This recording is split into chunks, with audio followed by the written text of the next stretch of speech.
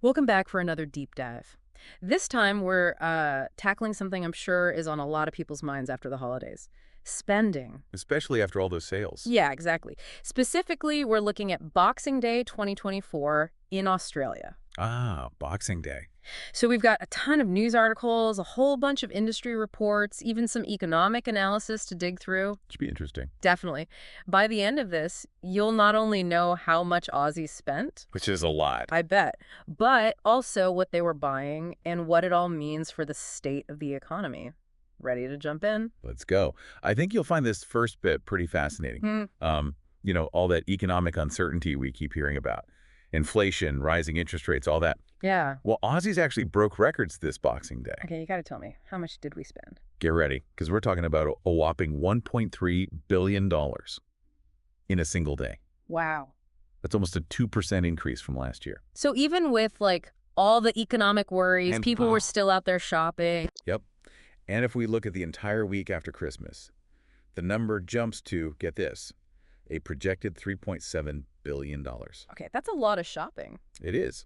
A pretty significant 2.7% jump year on year, actually. So what do you think is going on? Are we just a nation of like shopaholics? I wouldn't say that. I Yeah. mean, yeah, there's that psychological element to big sales, that thrill of the bargain. The adrenaline rush of a good deal. Yeah, exactly. But I think this year's spending, it might also be something deeper, Yeah.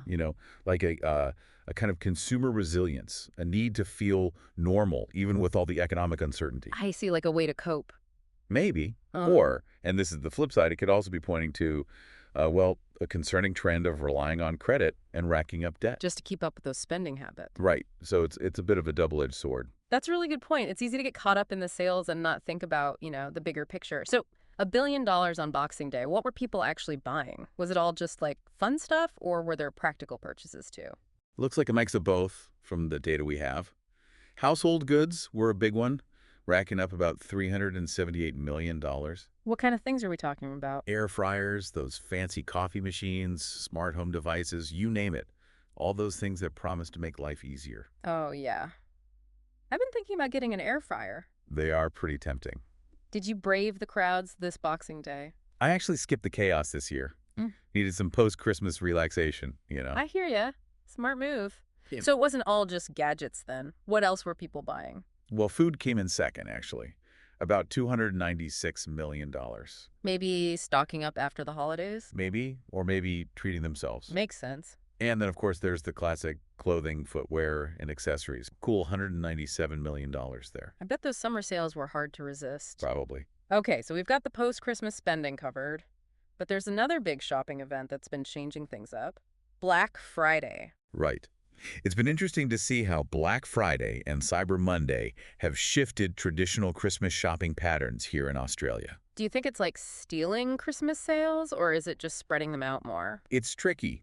What we are seeing is that people are definitely shopping for the holidays earlier. The data shows that the portion of fourth quarter sales that happen in November is going up, while December's share is shrinking. Huh.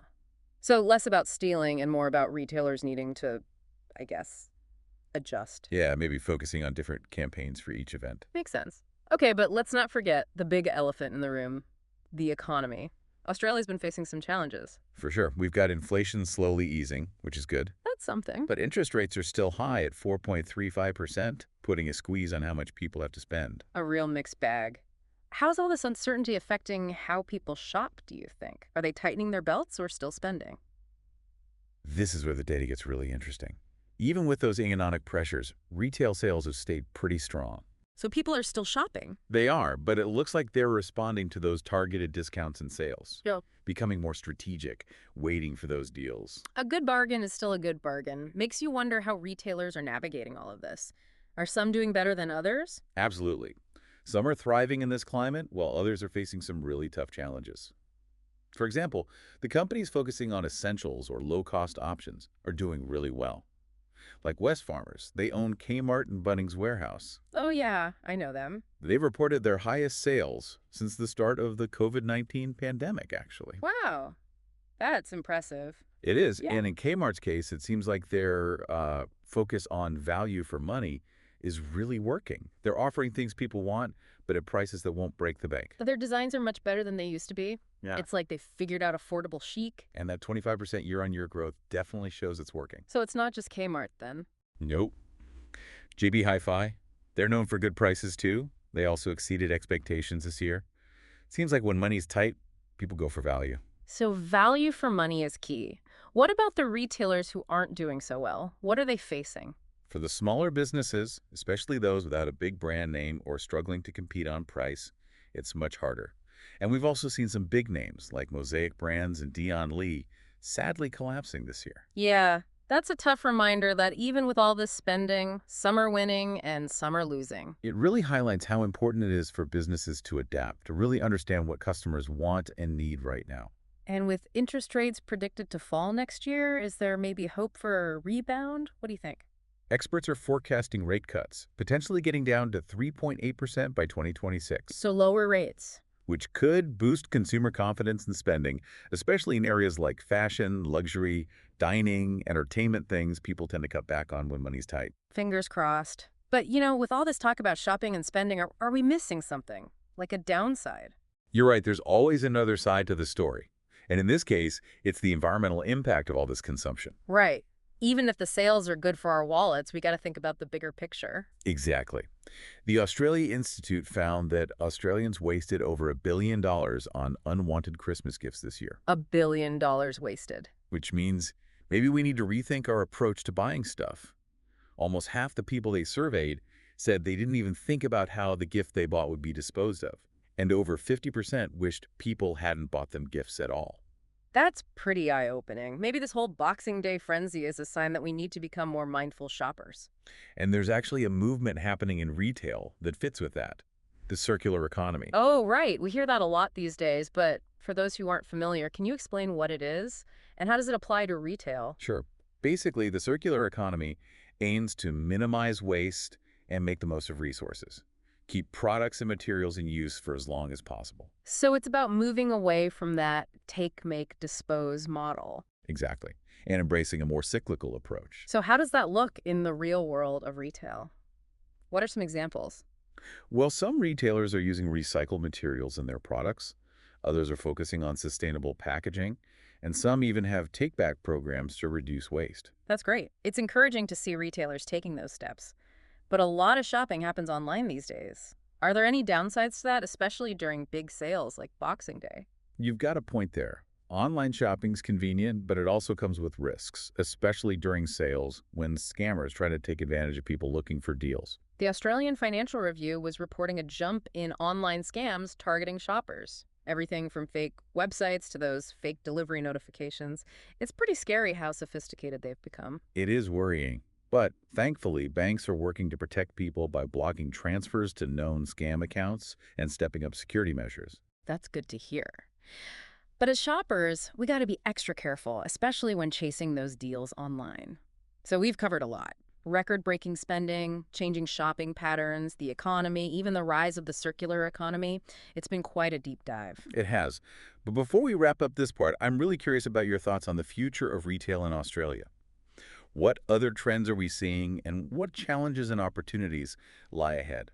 That's a big question. There's so much happening, from technology to changing values. But one thing's for sure, retail is constantly evolving, and it's going to be fascinating to see what happens next. Absolutely. But let's take a short break and come back to unpack those emerging trends and the future outlook in more detail. Stay with us. Okay, so picking up where we left off, let's dive back into the future of retail. Remember how we were talking about how the retail landscape is always evolving? Yeah, it's like a moving target. Exactly. Yeah. And I think one of the biggest things driving this change is, well, technology. Right. We've seen how online shopping has changed how we shop. But what's next? What other tech is coming that could, really shake things up? Well, one area that's getting a lot of attention is augmented reality, or AR. They are like Pokemon Go. Kinda. But imagine being able to try on clothes virtually or see how that new sofa would look in your living room before you actually buy it. Oh, wow. That would be game-changing, especially for furniture. No more measuring tape nightmares. Exactly. And for retailers, AR is a huge opportunity. It can make online shopping more interactive, almost like being in the store. It could really bridge that gap between online and offline. But are we going to lose that human touch with all this tech? That's a good point, but I don't think it's about choosing one or the other. It's about finding ways to combine them to create a richer, more personalized experience. I see. So it's like using technology to enhance that human connection, not replace it. Right. And that brings us back to the circular economy. Remember, we talked about that. Yeah, moving away from that take, make, dispose model. Exactly. And that shift, it needs a change in mindset toward more sustainable and responsible consumption. We talked about how some retailers are using recycled materials, sustainable packaging, even offering take-back programs. But what about us, the shoppers? What can we do? Consumers have a huge role to play here. By choosing sustainable products, supporting brands that are doing things the right way, ethical sourcing, responsible manufacturing, we can really make a difference. So it's about being mindful of where we spend our money, choosing brands that align with our values. Exactly. Repairing things, reusing, recycling, it all adds up. It's about working together to create a more sustainable future for retail. And speaking of working together, there's another trend that's shaking things up: collaborations and partnerships. Oh yeah, I've seen so many brands teaming up these days. What's behind that? Well, for retailers, it's a way to reach new customers, offer something different, create some buzz. It keeps things fresh. And for shoppers, it's like getting access to exclusive stuff, limited Yeah. edition things you wouldn't find anywhere else. Right, everyone wins. And we'll likely see even more of this as retailers try to stand out and connect with customers in new ways. So we've got tech driving innovation, a focus on sustainability, and these collaborations mixing things up. Sounds like the future of retail is going to be pretty wild. But with all of these changes, what skills do retailers need to actually thrive? What should they be focusing on? Being adaptable is key. The retail world is always changing customer preferences, new tech, the economy. Retailers need to be able to adjust quickly. So like being agile and ready to pivot. Exactly. And using data, learning from their customers to personalize that shopping experience. So it's not just about what you're selling, but how you're selling it, making it a great experience, whether you're online or in the store. Yes. And building strong relationships with customers. Loyalty is so valuable in today's world, and it's earned, not bought. It means going beyond just the transaction, creating real connections. So building trust, providing amazing customer service, creating a community around their brand. No easy shortcuts then. There are no magic bullets, but there are some smart strategies. And one that's becoming really important is personalization. We talked about personalization with technology, but what does that look like in the real world? Think about when you're shopping online and you see those recommendations like, you might also like this. Oh yeah, I see those all the time. Sometimes it's scary how well they know my taste. That's data at work. But personalization goes beyond just suggestions. It can be personalized emails, special loyalty programs, even in-store experiences tailored to what you like. So it's about making each customer feel like they matter, that their preferences are important. Exactly. And when it's done well, it builds loyalty and drives sales. So it's fascinating to see how all these trends are coming together and shaping retail, but it's a lot to take in. What are some key takeaways for our listeners? I think the biggest one is that retail is constantly changing. What worked before might not work now. So retailers need to be flexible, ready to change, and willing to try new things. Absolutely. And focus on the customer. Understand them, anticipate what they need, and create a great experience no matter how they're shopping. Couldn't agree more. But before we wrap up, there's another aspect of retail we need to talk about: the social and ethical side.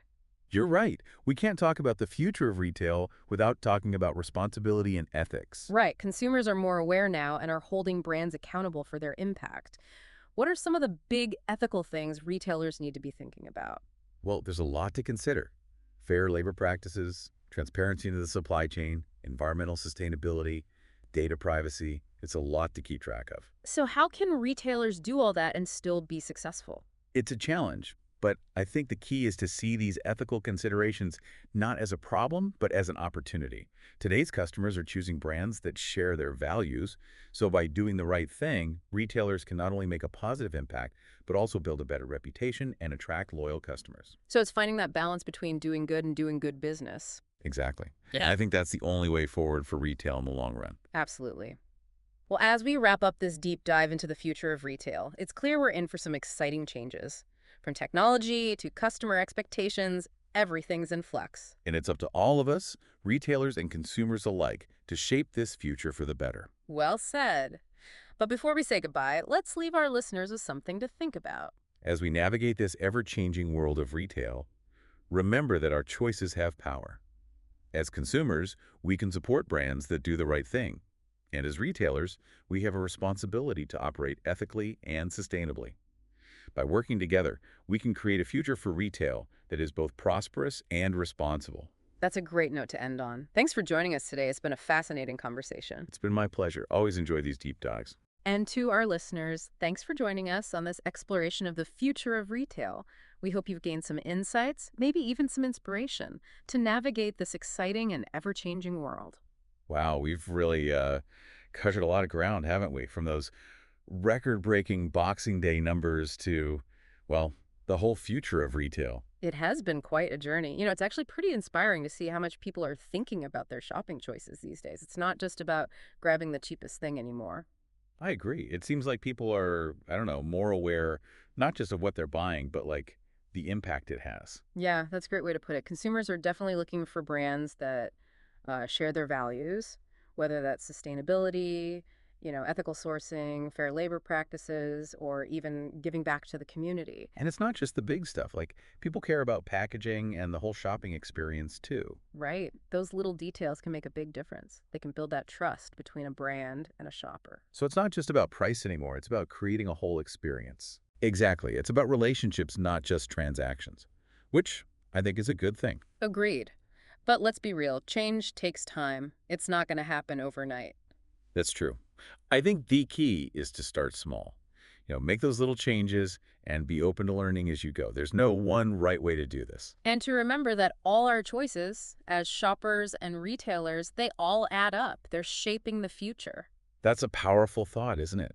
We all have a role to play in creating a retail world that's, well, thriving and responsible. So as we wrap up this deep dive, maybe we should leave our listeners with a little challenge. Okay, I like that. What if we ask them, what kind of retail future do you want to see? Think about it and then go make it happen. Thanks for joining us. And until next time, happy shopping.